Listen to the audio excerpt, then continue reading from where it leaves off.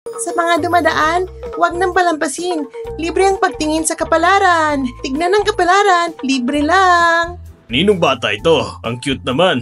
Bata, kanino kang magdadasal? Nasaan ang mga magulang mo? Si Xiaobao ay nagdadasal para kay Papa. Si Papa ay nasa kumpanya. Kumikita ng pera pambili ng gatas para sa akin. Gusto mo bang ipagtignan ang kapalaran mo? Ang bait naman ng batang ito. Sige na nga, tingnan mo na rin kapalaran ko. Si Lola ay may masaya at buong pamilya. Pero ang mga anak ay hindi lumaking kasama si Lola. Tama ang hula mo. Bata, pakitignan mo rin ako. Ako rin, tingnan mo. Tingnan mo rin ang kapalaran ko.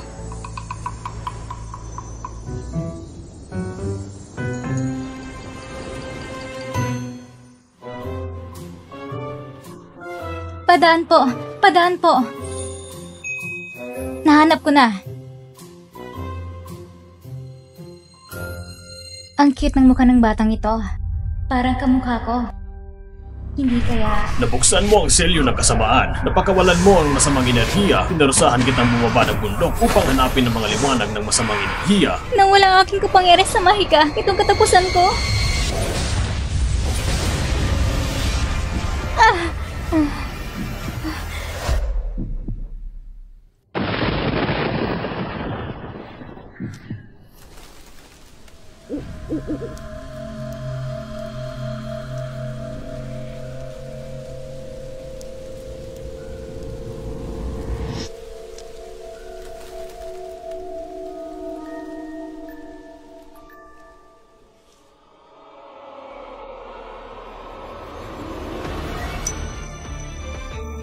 Nasaan ang anak ko? Nasaan ang anak ko? Nasaan ang anak ko? Nasaan ang anak ko? Nasaan ang anak ko? Noong gabing iyon, ako'y tinaksin na isang hindi kilalang tao. Hindi lang nawala aking kapangyarihan. Nawala ng anak ko. Bata, anong pangalan mo? Ilang taon ka na? Ang pangalan ko ay Xiaobao. 4 na taong gulang na ako ngayon. 4 na taon? Katulad ng edad ng anak ko? Nasaan na yung mga magulang? Abala si Papa. Pero si Mama... Hindi kaya wala siyang ina? O kaya kailangan tanungin ang mga magulang niya? Gusto mo bang hanapin si Papa? Samahan kita. Nakalimutan kong linisin ang masamang enerhiya. Masamang espiritu! Anong ginagawa mo sa bata? Tinawag kanyang masamang espiritu. Sigurado ako ikaw ang may gawa. Kaya siya nahihirapan. At kanina lang, gusto mo po siyang isama. Ikaw isang human trafficker. Ay, wala na ang sakit. Ito ay sintomas ng masamang enerhiya sa katawan. Kanina, panandalian ko lang napigilan ito. Pero, kailangan mo sumama sa akin sa bundok. Bata pa si Xiaobao, ngunit ang masamang enerhiya ay matindi na. Mahirap alisin, mahina ng kapangyarihan ko ngayon. Siguro, kung madala ko siya sa bundok, may magagawa ang guro ko. Halika na. Ikaw ay isang human trafficker. Sino ka para kidnapin ang anak ko? Papa! Xiaobao, saan ka nagpunta? Nag-alala si Mama. Hinahanap ka. May ina pala si Xiaobao. Ibig sabihin, hindi siyang anak ko. Alam ni Xiaobao ang pagkakamali niya. Gusto niya lang magdasal para sa swerte ni Papa.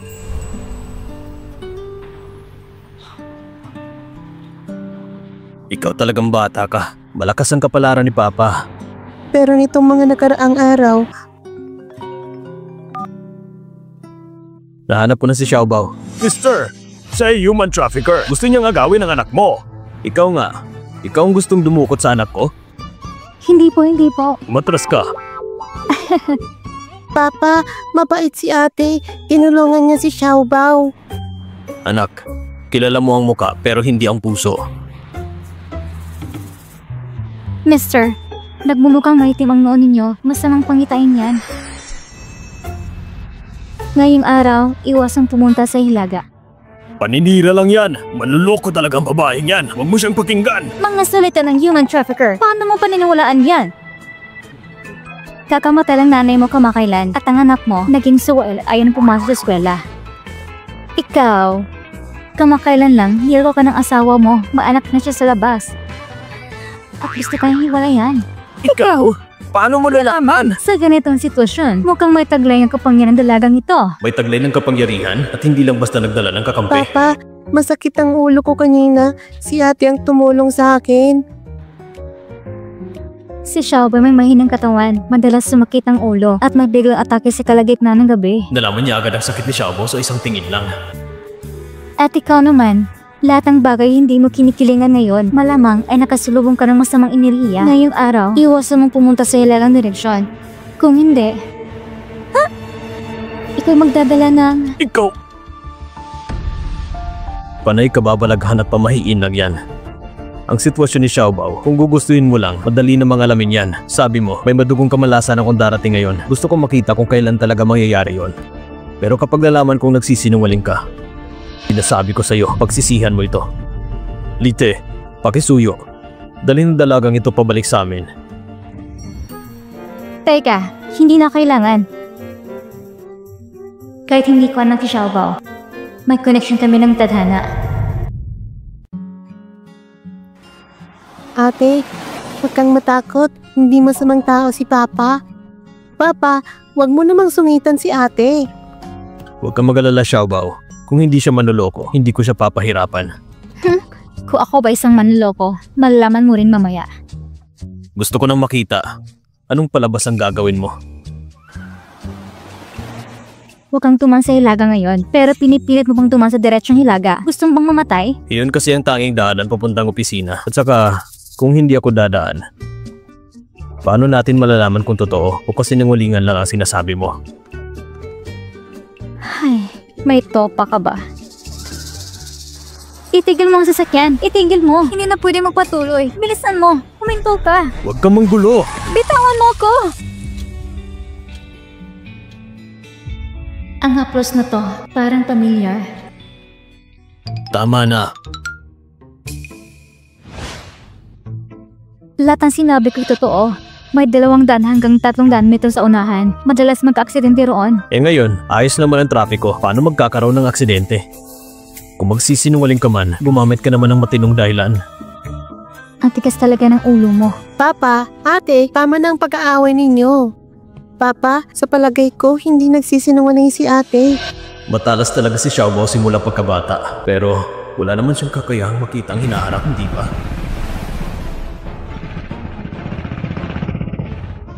Wala ng oras. Tumigil ka na. Itigil mo na ang ganang sasakyan.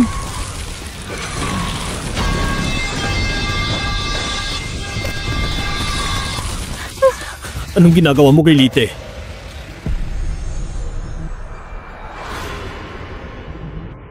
Mr. Jiang, ako ay... Ito, paano nangyari ito?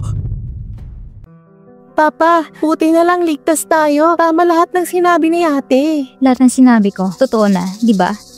Ang galing mo ah. Maaari ko bang malaman ang pangalan mo? Leng Yuwei. Jian Jinghan.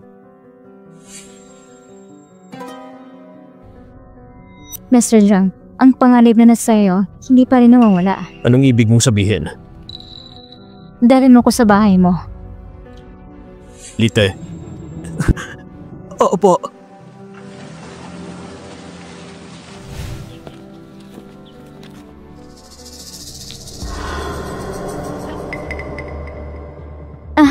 Ang bahay na ito, may sinampang aura. Mr. Jiang, ang mukha mo ay malilang liwanag, palatandaan ng mahabang buhay. Pero ngayon, naaapektuhan ito ng masamang enerhiya. Bukod sa iyo, mayroon pa ba sa pamilya ninyo na may malubhang karamdaman? Anong pinagsasabi mo? Ito ay galit ng tao, mga sumpa, o mga lugar na puno ng negatibong enerhiya. Lahat ng iyan ay maaaring lumikha ng shachi, ay kumakain ng sword at kapalaran. Kung mas matindi, maaari pa itong mapaiksi ang buhay. Kapag sobrang shachi, nakakalika ito ng sichi. Ang sichi sa katawan ni Xiaobao ay nakakapanlaban sa shachi. Pero sana manggaling mo sa enerhiya niya. Kaya pala, ngayon ko lang naaalala na confine ng lola ko kamakailan. May kinalaman ba ito? Malamang meron. Miss Lin, may paraan ka ba para maiwasan ito? Siyempre, kaligitnaan at lupa, walang hanggan. Ito ang balanse ng mundo.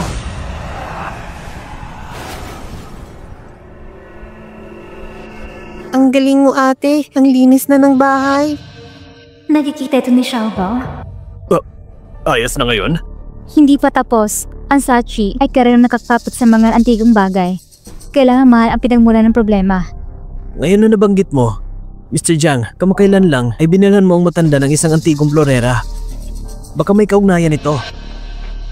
Miss Lin, sumama ka sa akin. Zhenhan, nakauwi ka na. Sino siya? Siya yun. Siya pa napunta sa pamilya Jiang.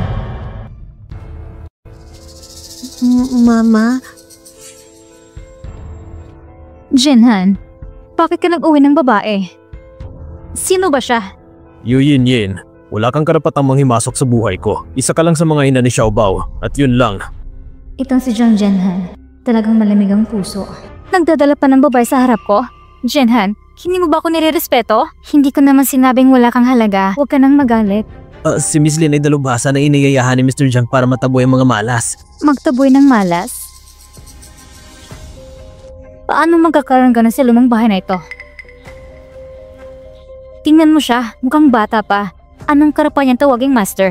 Zhenhan, ngayon kasi, ang daming manloloko sa paligid. Baka niloloko ka lang niya. Mama, si ate ay mabait. Kakaligtas lang niya sa... Pati ikaw, kinakapihan ng babaeng yan, ang bata-bata mo pa, palakad-lakad ka na lang. Alam mo ba kung gaano kami nahirapang harapin ka? Ang iniriya ng kasama sa katawan ni Xiaobao ay naapektuhan ng babaeng ito. Si Miss Lin lang naman ang nagligtas kay Boss Jiang at sa bata kanina. Zhenhan, ayos ka lang ba? Habang papunta kami sa opisina kanina, buti na lang at nandyan si Miss Lin. Si Boss Jiang at si Xiaobao ay nakaiwas sa aksidente. Siguro na may tsamba lang yon na nakawal ng patay na riga. Yu Yin! Naalala lang naman ako na baka niloloko ka. Malay mo, siya rin ang may pakana ng aksidente. Ginawa lang iyon para mapangtiwala mo. Miss, parang may galit ka sa akin ah. Hindi ako madaling lokohin. Mga babaeng katulad mo, ang dami ko na nakita. Yu Yin, tandaan mo kung sino ka. Miss Lin, sumama ka sa akin. Sige.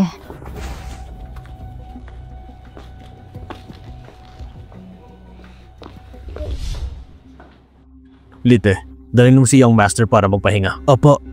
Halika. Ikaw rin. Ano?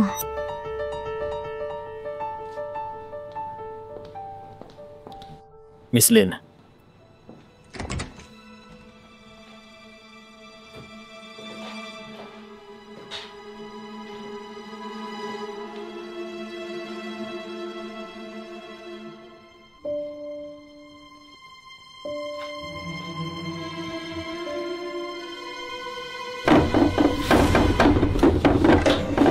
Mag-ingat ka! Excuse me po.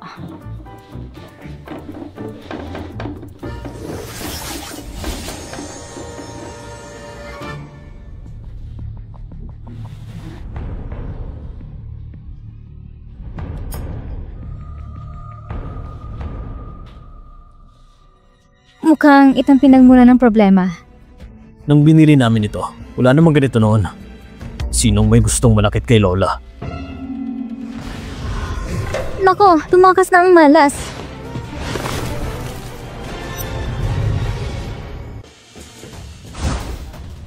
Ito ang ikatlong palapag.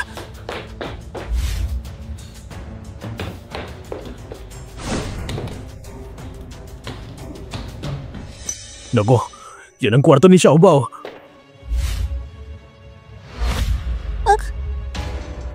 Xiaobao! Xiaobao! Ano nangyari sa'yo? Huwag mo akong takutin! Xiaobao! Ano nangyari sa kanya?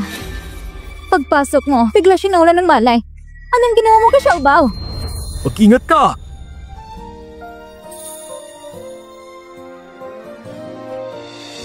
Anong ginagawa niyo? Yu Yin, anong problema mo? Ako ang may problema. Siya ang nalaki kay Xiaobao. Pagkapasok niya, naging ganito si Xiaobao. Ano bang nangyayari dito? Ngayon ako nakakita ng tao na kaya maglaman ng gato karaming malas. Hindi maganda. Delikado ang lagay ni Xiaobao. Kailangan gamutin agad. Tama na yung pananakot mo. Kaya si Zhenhan o si Xiaobao, hindi ko kaya mapunta sa'yo. Yu Yin, tumigil ka! Hindi mo ba nakikita na malubhang kalagayan ni Xiaobao? Hindi natin alam kung sino talaga siya. Ako ina ni Xiaobao. Bakit ko siya sasaktan? At ako ang ama ni Xiaobao. Sasaktan ko ba siya? Miss Lin, Tulungan mo ang anak ko. Gagawin kong makakaya ko. Hindi kita papayagan lumapit kay Xiaobao. Tama na yung kaguluhan mo. Ikaw ba talagang ina ni Xiaobao? Hindi mo ba nakikita na delikado na siya? Langit, lupa, linisin, liwanagin na araw at buwan. Ang malas na tumakas kanina at nasipsip ng malas sa katawan ni Xiaobao, na-absorb niya. Hindi maganda. Lumakas ang malas. Hindi na gumagana ang protective talisman. Mukhang kailangan kong gamitin ang sarili kong kapangyarihan. Papa, masakit. Xiaobao! Layuan mo siya!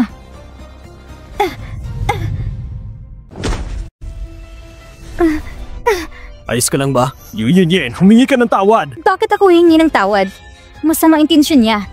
Isa siyang manloloko. Anong karapatan gamutin ang anak ko? Sa ngayon, ako lang makapagligtas kay Xiaobao. Sino bang gustong-gusto na magpilit na magligtas ng tao? Hindi lang ikaw ang pwedeng tumulong kay Xiaobao. Ikaw ba talaga ang tunay na ina ng bata? Delikado ng buhay ng anak mo, pero hindi ka man lang alala. Anong pinagsasabi mo dyan? Jinhan, pati naman para sa kabayan yan, nalabanan mo ako. Sige, makipaglaban ka! Kung gusto mong makipaglaban, hayaan mong painitin kong mga buto mo.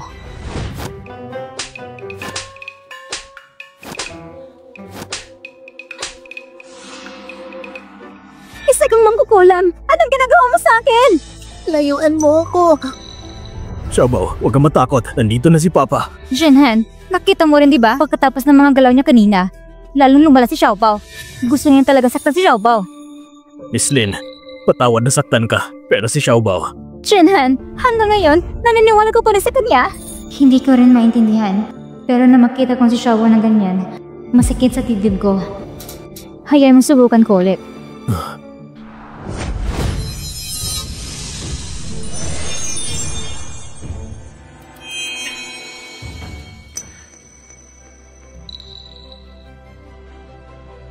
Ayos na. Imposible. Anong nangyayari sa loob ng katawan ni Xiaobao? May kapangyarihan ng sarili kong mahika. Anong nangyayari? Bakit may taglay ng mahika ko si Xiaobao? Shime, gising ka na? Shije, ano bang nangyayari? Nasalangan ako. Nasaan ang kapangyarihan kong mahika? Kalma ka lang muna. Ang bata, wala pa ring balita. Shime, ang kapangyarihan mong mahika, malamang ay ninakaw at inilipat sa bata. Ibig sabihin, nasa panganib ang bata? Shime, may pambihira kang katawa at likas ng kakayahan. Kaya napakahirap na gawin ang kapangyarihan mo. Kung nagawa mong makuha ng bata ang lakas na yon, ito'y dahil sa paglilipas sa sinapupunan. Ibig sabihin, ligtas pa siya ngayon? Oo, pero kailangan mahal-agal ang bata. Ang kapangyarihan sa katawan ni Xiaobao ay pareho lang sa akin. Hindi kaya siyang nawawala kong anak? Ikaw bang tunay na ina? Ayos ka rin. Sa wakas, lumabas na rin tunay mong anyo. Kung hindi akong ina, sino? Ikaw ba? Sabi ko na nga't masamang balak niya. Miss Lin, anong ibig mong sabihin? Nasa katawan ni Xiaobao ang kapangyarihan ko. Bukod sa sariling dugot laman ko, walang sino man ang kakaya nun. Paano mo kakaroon ng kapangyarihan mo si Xiaobao? Kalokohan yan. Huwag mong sabihin, ikaw at si Jinhan, may nangyari sa inyo.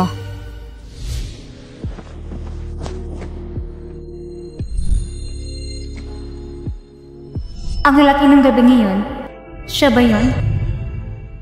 Jinhan, alam mo ba kung paano nabuo si Xiaobao?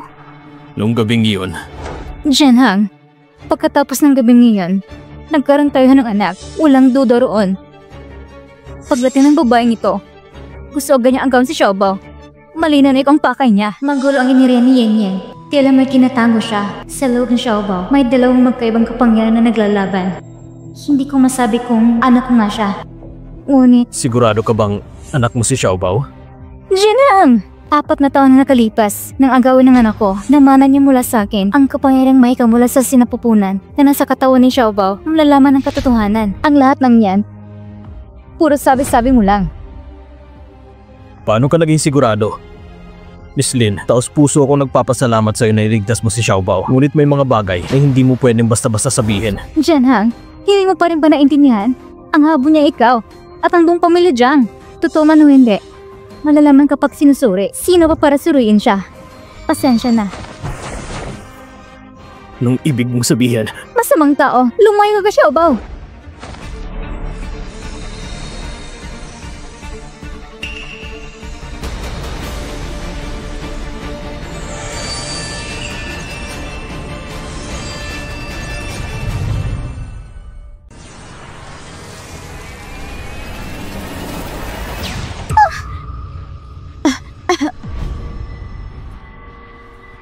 Linyue! Ano nangyayari dito? Kasalanan mo lahat ng to. Ikaw, halimo na babae. Kinaya mo si Xiaobao. Yu Yin, tama na! Jinhang, bakit mo siya pinagtatanggol? Gusto niya sakta si Xiaobao. Siya po yung anak mo. Papa, Mama, Xiaobao, gising ka na?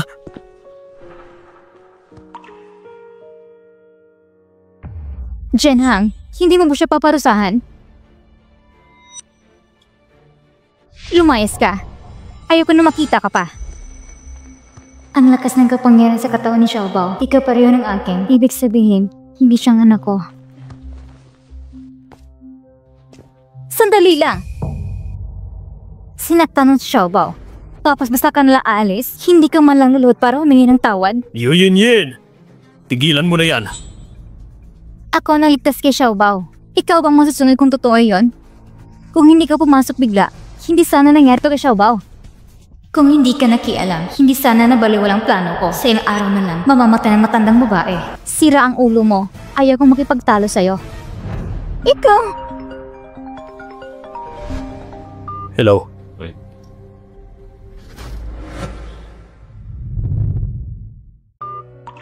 Jinhang, anong nangyayari? Nagising na si Lola. Totoo pala lahat ng sinabi niya. Lahat ay totoo. Miss Lin, gusto kong makita ka ni Lola. Sige, sasama rin ako. Manatili ka. Bantayan mo si Xiaobao.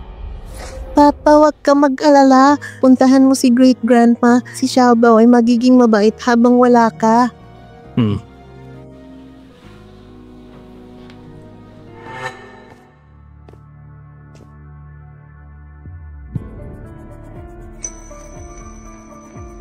Walang utang na loob, mamaya ka sa'kin. China, bantayan mo siya. Aray!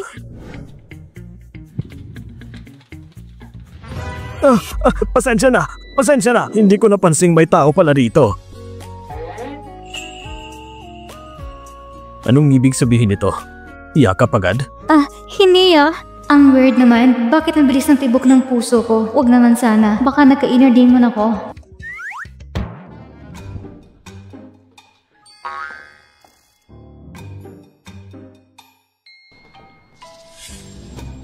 Doktor, kumusta si Lola? Mr. Zhang, ang kalagayan ni Madam hindi naman malala. Magkakapagpahinga lang ng ilang araw at pwede nang umuwi. Lola, kumusta ang pakiramdam mo? Mas magaan na. Ito ba ang Miss Lin na nagligtas sa akin? Apa. Matanda na ako, matari pa minsan. Pwede ba kitang tawagin siya, Yue? Kahit anong gusto niya, ayos lang po. Siya, Yue ha? Ilang taon ka na ngayon? Kasal ka na ba? Lola, sige na. Huwag mo na siyang tanungin. Nasugatan siya kanina. Doktor, samahan mo si Miss Lin. I-check up mo ang katawan niya. Hindi na po kailangan. Uwi na lang ako at iinom ng healing pills. Siya, Yue. Gusto mo bang pagsabihin ko bang matandang ito na maging walang utang na loob? Huwag niyo pong sisihin ang sarili niyo, madam. Ayusin ko lang sugat ko. Itong talagang ito, maganda siya. Dapat ay huwag mo siyang pakakawalan. Lola, hindi ito ang panahon para pag-usapan yan. Mas mahalaga ang kalusugan mo. Alam ko naman. Lola, ang babae niyo ay isang manloloko. Di ba't sinabi ko sa'yo na alagaan mo si Xiaobao? Lola, kinamitan niya si Jinha ng demonyong mahika. Bukod sa manloloko siya, isa rin siyang kidnapper. Sinong nagsabi sa'yo niyan? Lola, tingnan mo. May video pa siya habang nilinang niya si Xiaobao. Masamang babae. Kanina gusto pa yung dali ng bata. Siguradong kidnapper yan. Dapat lang mamatay. Dapat lang. Hindi ako nagsisinungaling. Si Lim Yue na yan, hindi mabuting tao. Lite, bibigyan kita ng 3 minuto para tanggalin ang video online. Jinhan, ikaw? Lola, ang pinaniniwalaan ko lang ay ang nakita ko mismo. Si Xiao Yue, mabait at tapat. Kitang-kita na siyang mabuting tao. Pero yung babaeng yun, pinupoko na sa internet. Bakit niya po siya pinaniniwalaan? Ilang araw niya pala siyang kilala. Teka, sabi mo, ang sakit ko raw ay hindi karaniwang sakit. Maitim na mahikang sangkot? Ayon kay Miss Lin, ang mahika na yun ay malakas. Pati ako'y nadamay. May lakas na loob na sakta ng pamilya Jiang. Kapag nalaman ko kung sino yon, hindi ko siya palalampasin. Itong sumpang ito, ako mismo nagdala niya para saktan ng matandang babae.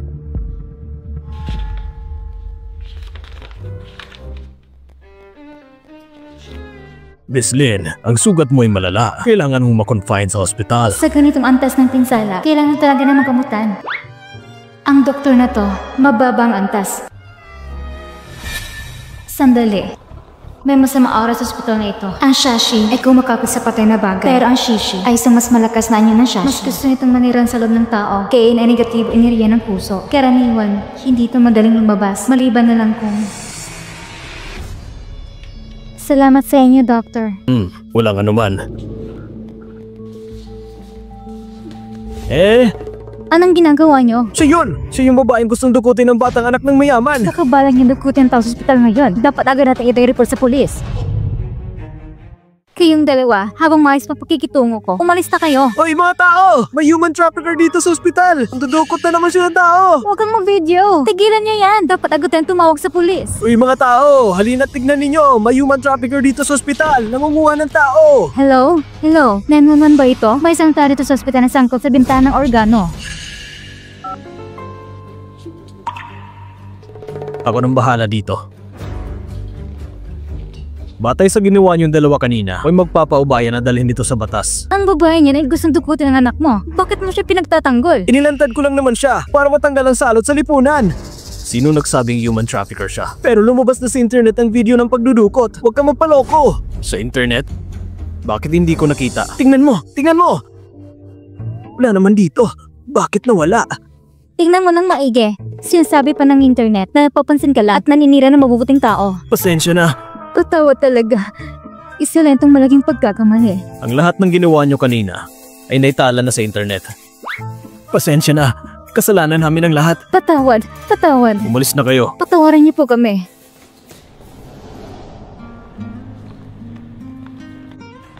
Salamat sa ginawa mo kanina. Dahil sa sakit ni Xiaobao, nadamay ka pa. Naniniwala ko sa'yo. Ikaw nagligtas sa amin, hindi ko kailanman matiis.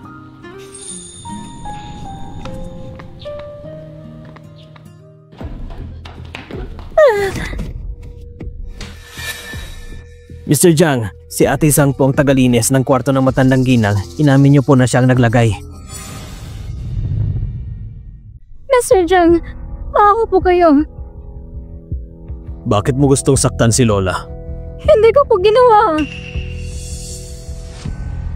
Sabihin mo kay Jenna ang totoo. Ikaw ang gustong manakit sa matandang ginang. Magbibigay ako ng pera para makapunta sa abroad ng anak mo at mabuhay ng maginawa.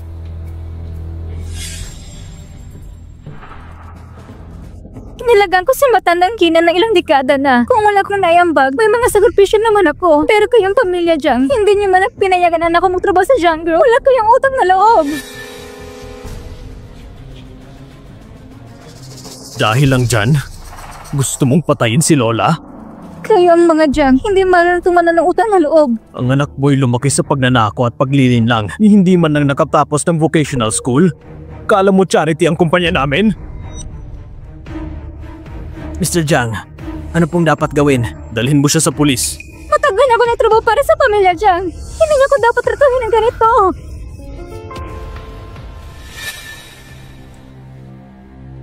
Bago dinala si Zhang Sao, bakit siya nakatingin sa'yo?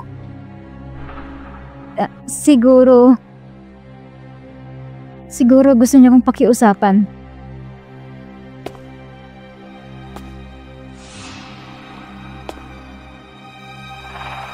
Mukhang maganda ang samahan mo sa mga tao. Master Jiang, pinapatawag po kayo ng Young Master.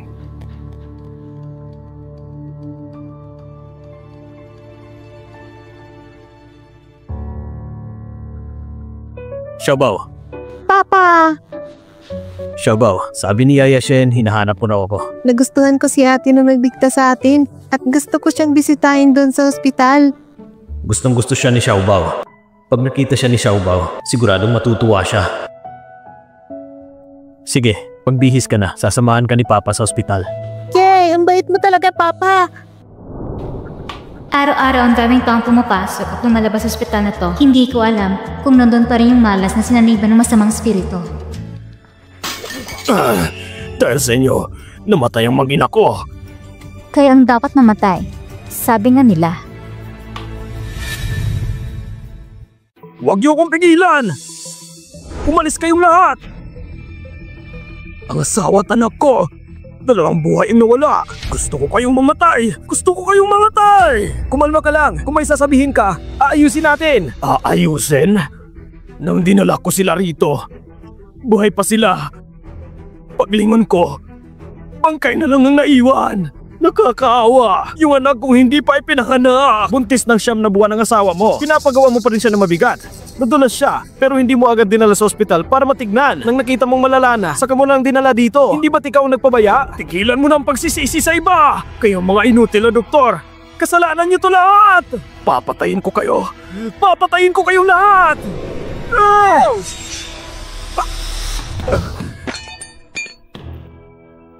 Sino yan? Lumabas ka! Ako ang bumato. Anong gusto mong mangyari? Papatayin kita! Mag-ingat ka! Ate!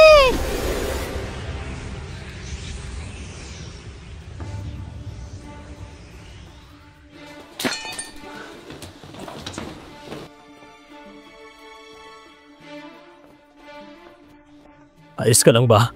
Ay, ayos na ako. Ganyan ba ang ayos?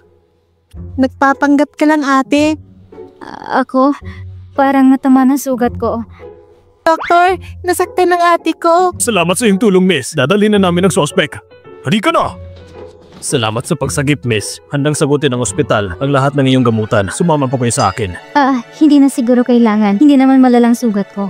Ang tapang ni ate, nasugatan ka. Dapat kang magpatingin kay doktor. Ate, baka naman natatakot ka lang. Hindi hindi ako natatakot. Halika.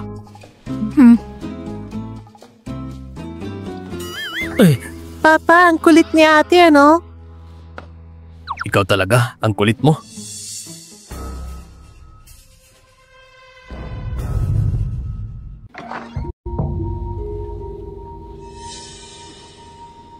Xiaobao, ikaw nang wala sa papa mo na dalhin kayo sa ospital. Sabi ni Lola, dapat matutong tumanaw sa utang ng loob si Xiaobao. Lola? Makikinig ba si Xiaobao kay Lola? Okay, Mama. Nako, si Xiaobao ay pasaway nga naman. Ito ang utos ni Lola na ibigay ko sa'yo. Nilagang manok. Tikman mo. May mga chopstick dito. Pakisuyo, Mr. Jiang. Pakihugasan naman. Halika, Xiaobao.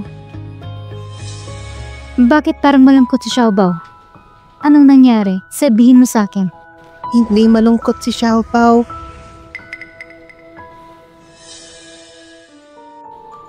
Bakit namumulang leeg mo, Xiaobao? Ako? Nagkaroon ako ng allergy.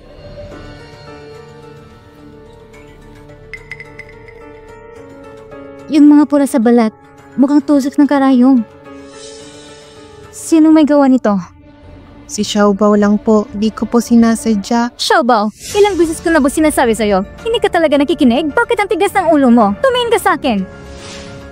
Mukhang natatakot si Xiaobao. Baka naman dahil kay... Iyuhin.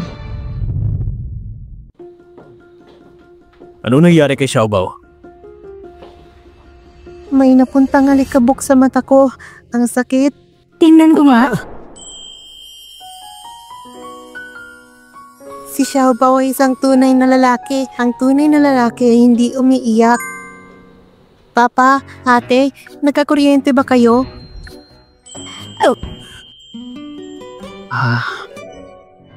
Papa, ang tunay na lalaki hindi nagrireklamo sa sakit. Pero si ate pwede.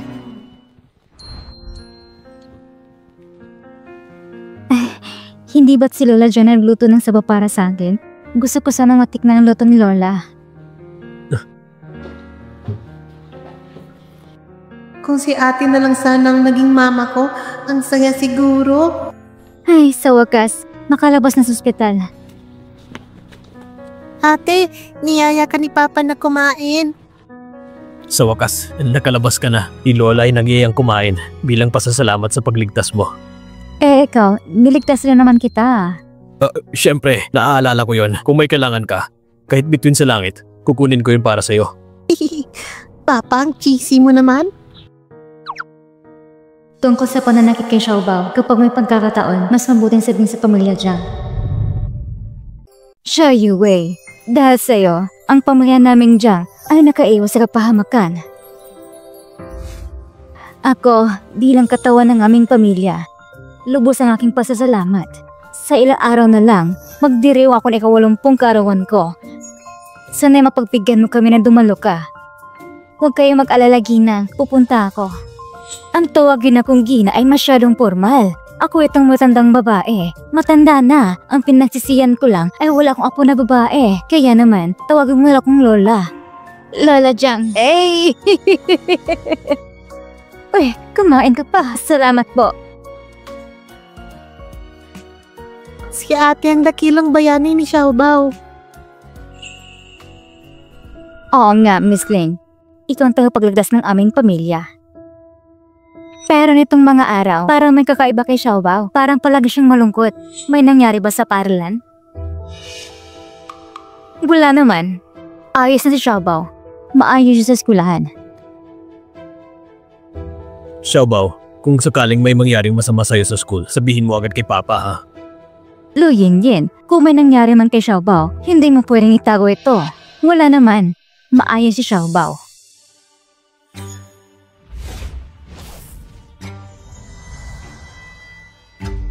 Xiaobao, ano nangyari sa leg at braso mo?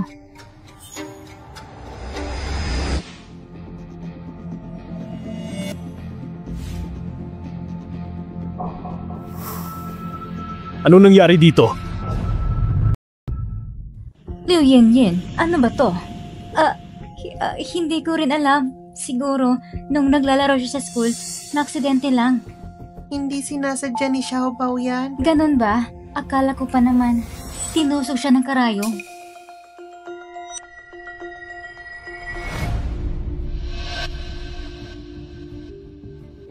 Liu Yinyin, bibigyan kita ngayon ng pagkakataong magpaliwanag. Talagang hindi ko alam. Maaaring nakagat siya ng lamok o insekto at nagkaroon ng allergy.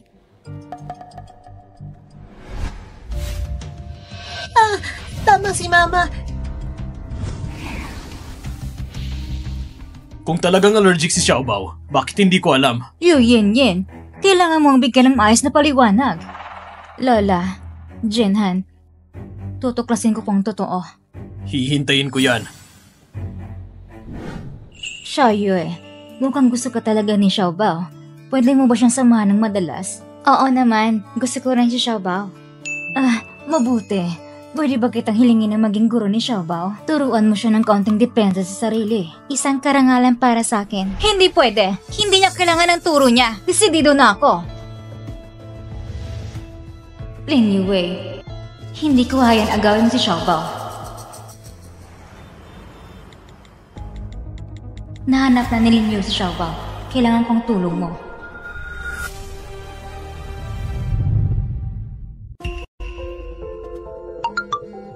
Nahanap na ni Lin Yu si Xiaobao. Kailangan kong tulong mo. Walang silbi!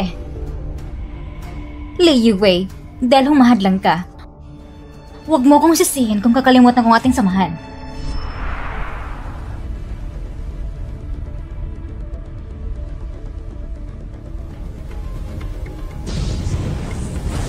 Ayos! Ang natatanging kapangyarihang ito, madaling nakalinis ng daan-daan taong lason. Kung mabibigyan ng panahon, kaya mong linisin ang kasamaan. Hindi imposibleng magawa mo yon. Karapat-dapat ka nga na maging tagapagmana ko. Salamat pa, Guro.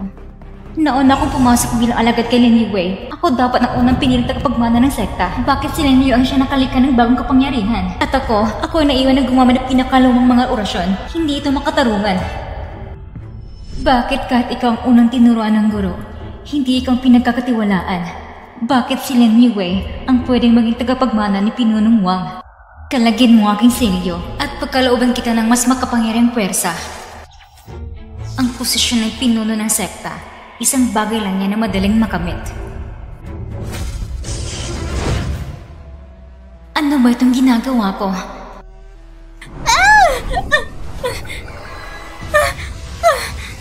Ito ay... Sinong nasa loob?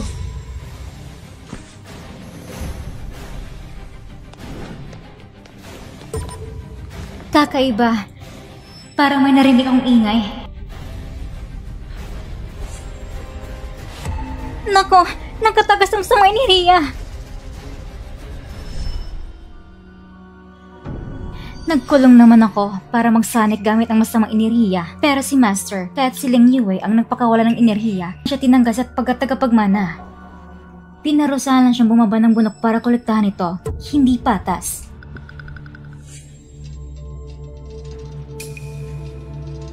Dito, may naiwan na bakas na mahikas si Lin Yue.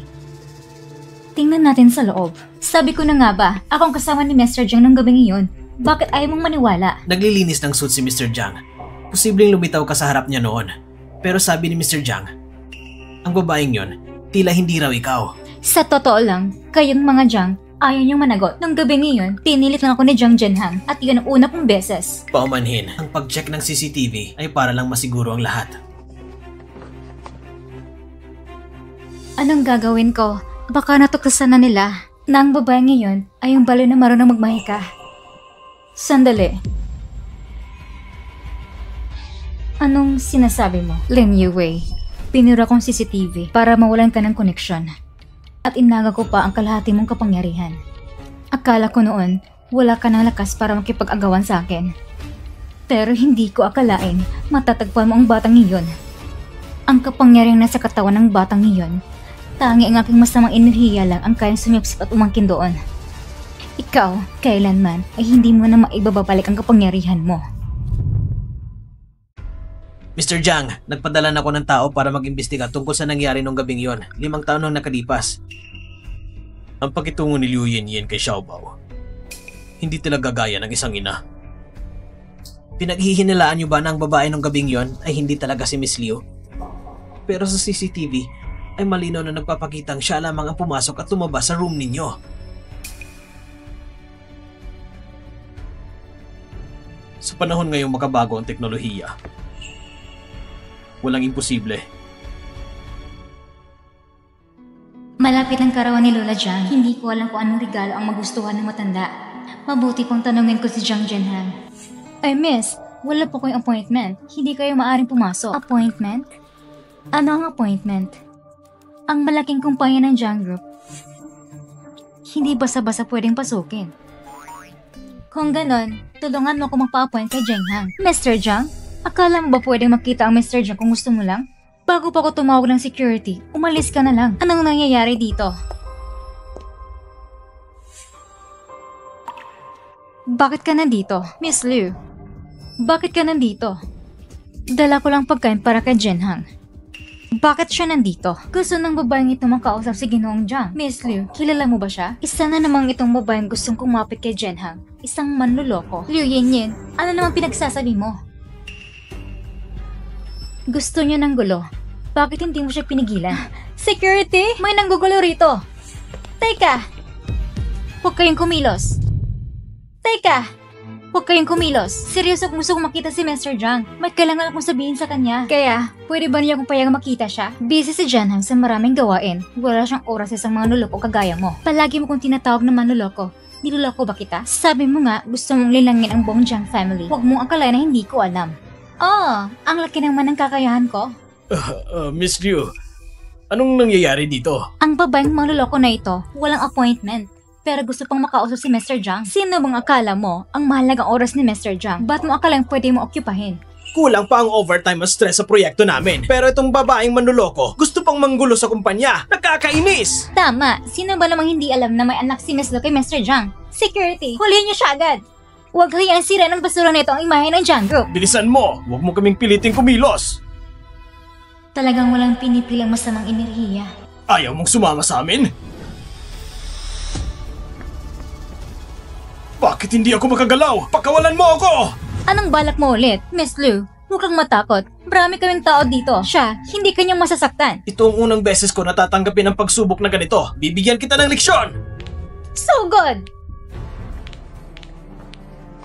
Ang masamang enerhiya ay sumipsip na negatibong emosyon ng tao. Hindi maganda. Kontrolado na sila ng masamang enerhiya. Itong kapalaran mo kapag pinurusahan mo ako.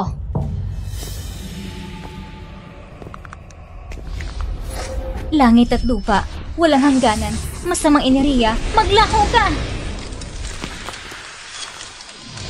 Anong nangyari sa akin kanina?